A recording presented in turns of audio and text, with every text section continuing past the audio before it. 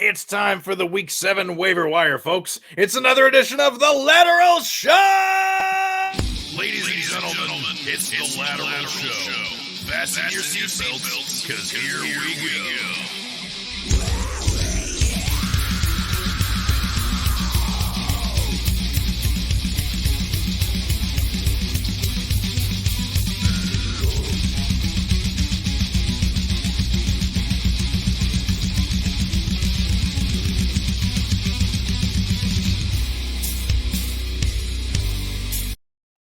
That's right, party people. It's another edition of the Lateral Show, a sideways look at fantasy football here on the Fantasy Six Pack YouTube channel. If you do not subscribe to this channel already, there is a button on your screen that says the word subscribe. It's a rectangle. You click it, boom! Anytime there's new videos, you get an alert right from the YouTubes.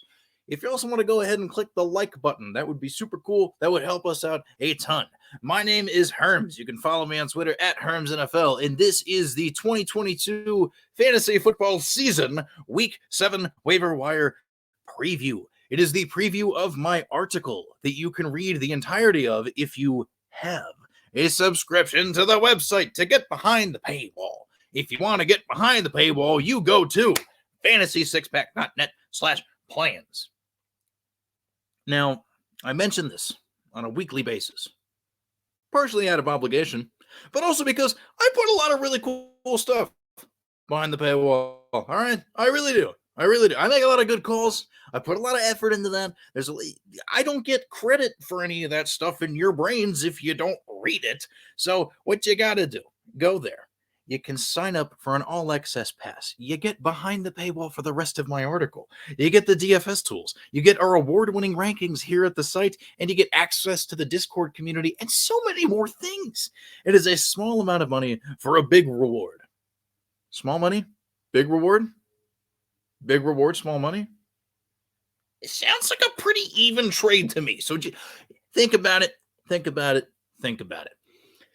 Folks, I got to be honest. This is not the week for your not the week for your league winners out there necessarily, but this is definitely going to be a week of the long play, a week of hoping certain things break right, and a week of kind of just following maybes.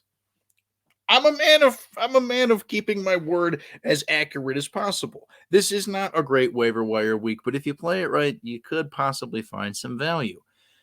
I will start by going over a piece of NFL news that kind of ties into what I wrote about. Whatever ends up coming of the Cam Akers saga will probably have fantasy impact, maybe. So first and foremost, in case you missed the news somehow, Cam Akers is on his way out of Los Angeles. When asked about it on, I think it was either Friday or Saturday or something like that, head coach Sean McVay was like super cagey about it, didn't really give a lot of details, but as time has gone along, it seems pretty clear that there's just a big philosophical difference between the two. Akers has been upset with his role, and as of this recording, the most recent piece of news that I have seen that I can share with you in this video is that ideally the Rams would like to trade Cam Akers. If they can't, they'll have to find a way to work it out internally probably, or just waive him. But if he gets dropped and if he goes anywhere, maybe that could be interesting. The leftovers in Los Angeles, though, that's the thing that intrigues me the most. Now, Darrell Henderson, he's done a perfectly fine job at times this season, and especially was really good last year, too. I feel like people really forget that, but I digress.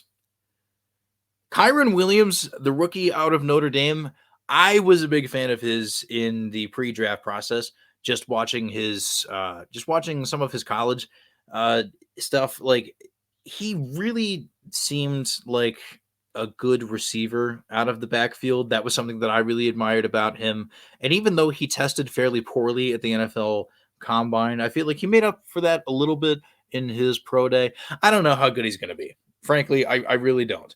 But he's set to come off of IR soon with an injury of his own, and the opportunity is potentially in front of him to see some sort of role in what has been an improving offense.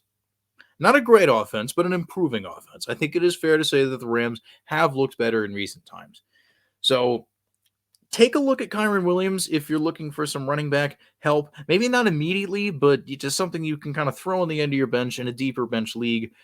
See what happens. If not, the veteran Malcolm Brown did come back to the team or got elevated from the practice squad or something. I don't know. Point being, Malcolm Brown has been around the McVay times before, and it was not all that long ago that he actually carried some fantasy viability as part of the Rams. He's a little older, but he's a guy that McVay trusts. So those are two guys that I would definitely take a look at, but it's still a fairly ambiguous situation. And speaking of ambiguous situations, did you guys watch the Monday Night Football game? What the hell happened to Melvin Gordon? Like, I mean, come on. What did he logged 3 carries, and then Nathaniel Hackett was like, adios. Like, okay, cool. Great. Well, what does that mean then? It means Latavius Murray carried the ball 15 times for 60 some yards. That was pretty cool. They signed him from the Saints practice squad not too long after the Jameson Williams injury.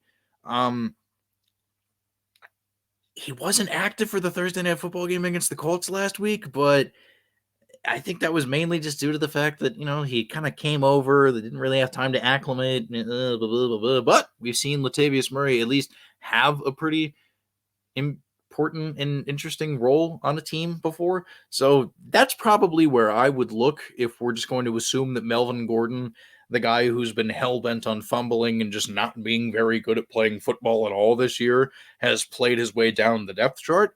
But I don't know. I guess we could look at Mike Boone, too. I know that's been a name people talk about a lot.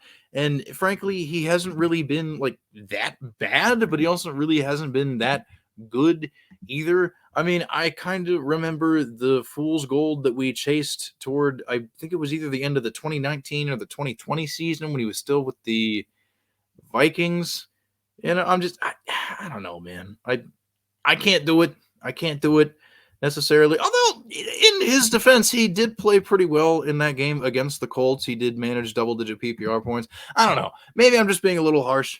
Maybe I am. So, but that's why I list both of these guys in the article, because there really is a decent case for both. And as I said earlier already, this is an ambiguous situation. If you want to go with Mike Boone, sure. If you want to go with Latavius Murray, sure. They both have pros and cons, and I think you can't really go wrong either way with the knowledge that we have now.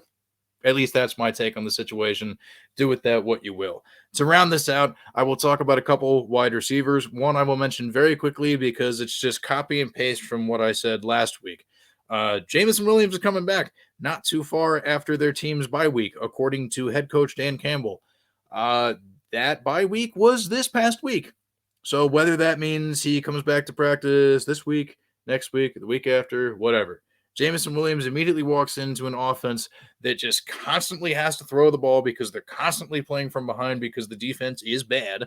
And now words. I'm just so excited about it. That's what it is. That's what it is. I'm just so excited about the potential fantasy opportunity for a player like Jameson Williams. I can't even talk about it. I literally cannot even physically talk about it. So just stash him somewhere on your bench. We're nearing the point in time where it's going to be a little bit too late. To close, we got Chase Claypool, the Pittsburgh Steelers, my Pittsburgh Steelers.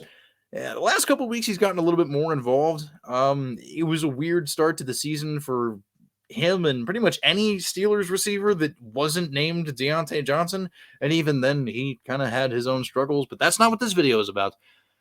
As long as Pat Freiermuth is out or banged up, I think Claypool has a role in the offense. I think even regardless of that, there is a decent enough chance.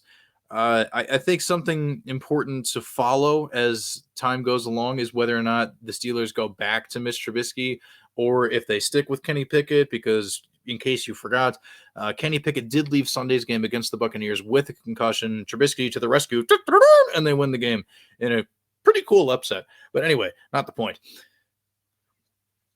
I have a pretty good feeling that the wide receiver 2 role belongs to George Pickens. That's just me speaking as a fan of the team, but you never really know with Claypool. He's a very talented guy, And in fairness, they have been scheming up rushing touches for him basically the entire season. It's a weird kind of hallmark thing of the Matt Canada system to do the sweeps and the snap motion to kind of confuse the defense and create space. And what I digress. Chase Claypool is a decent option for you. He's been getting hot lately, and I do like the prospects of this offense moving forward, especially once the schedule softens up. So that's really all I've got for you. There's going to be plenty more behind the paywall that I will talk about, but you have to go to fantasy6pack.net/plans to get that information.